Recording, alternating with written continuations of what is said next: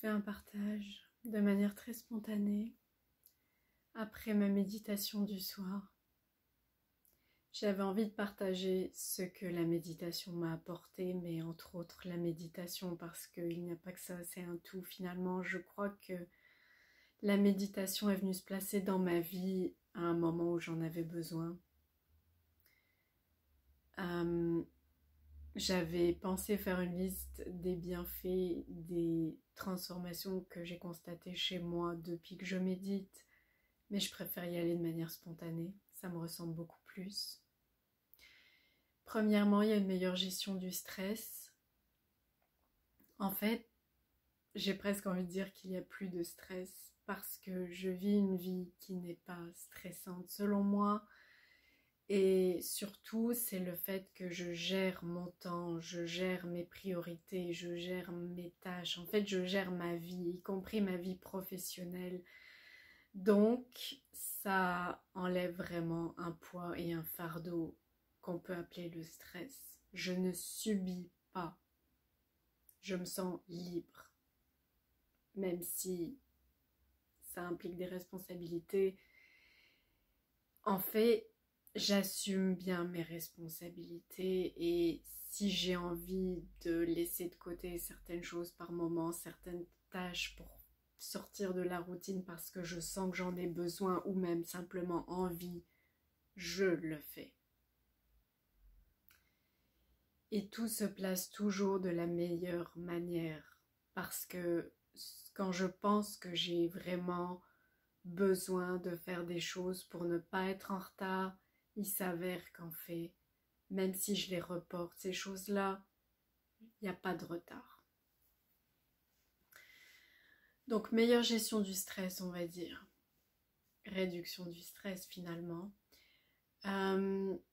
Meilleure gestion de mes émotions, évidemment aussi. Beaucoup moins de hauts et de bas. Beaucoup moins de symptômes dépressifs, de déprime, de périodes de déprime prolongées.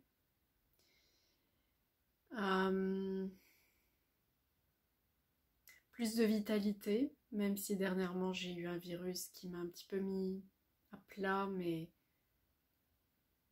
c'est des choses qui arrivent. Et je crois que ça m'a apporté d'autres choses, justement, de fonctionner plus au ralenti.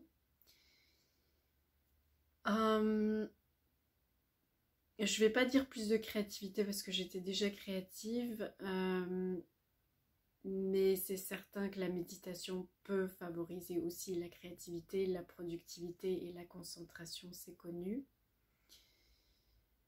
Dans mon cas, plus de liberté. J'ai senti vraiment que pour moi la méditation c'est une voie de libération. À tel point que je ne suis plus emprisonnée dans des rôles ou même dans une identité. C'est difficile à expliquer. Alors oui, je suis Elodie Windels, mais je suis beaucoup plus que ça. Et quand je vous dis que la méditation est arrivée à un bon moment dans ma vie, c'est-à-dire qu'elle était déjà là, mais c'est par la suite que j'ai vraiment ressenti le plus de bienfaits. Puis c'est évident qu'il faut compter sur plusieurs mois de pratique, voire des années, pour que s'installent bien les bienfaits de la méditation. Même si ça commence tout de suite à se mettre en place, on profite des bienfaits dès la première pratique, peut-être plus au niveau physique, peut-être plus au niveau du relâchement du stress. C'est vraiment après un certain temps que l'on se rend compte à quel point on a évolué. Alors, c'est sûr que je suis dans la quarantaine, donc déjà à partir de ce moment-là, on évolue énormément. C'est une grande étape dans la vie d'une personne, que ce soit une femme ou un homme. J'ai un peu vécu ce qu'on peut appeler la crise de la quarantaine. Quand je dis un peu, c'est pas vraiment juste un peu, mais étant donné que j'en ai bientôt 43 en février, je ne sais pas si j'ai totalement terminé cette crise de la quarantaine. J'ai eu une grande réduction de l'anxiété aussi grâce à la méditation, et donc en fait ce qui s'est passé l'année dernière pour moi, c'est que j'ai eu vraiment, mon système nerveux a été vraiment mis à rude épreuve, et je crois que la méditation et le yoga, parce que ça va ensemble, la méditation fait partie du yoga et je pratiquais le yoga plus avant de pratiquer la méditation, donc je considère que mon système nerveux était quand même très fragile. Je m'en rends compte.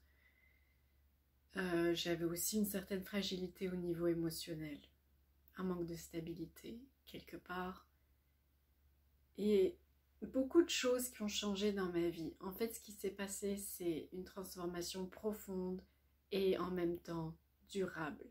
Je crois que c'était essentiel pour moi au début de la quarantaine de mettre en place une routine de bien-être dans ma vie, avec l'Ayurveda, avec la méditation, ça se rejoint, avec le yoga évidemment, et le coaching bien-être, parce que dans le fond, tout ça, je l'ai appris et je l'applique à moi-même, évidemment.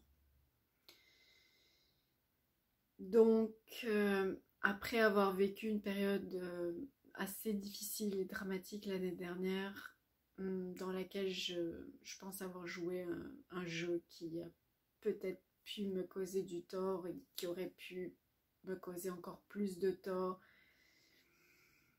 On peut parler d'autodestruction peut-être même, mais c'est très loin derrière moi, ça fait partie d'un passé, j'ai joué un jeu et je vais pas dire que franchement je le regrette pas, parce que de jouer le jeu à fond, ça m'a permis d'en sortir. Souvent on dit qu'il faut toucher le fond pour remonter. C'est un peu ce principe-là.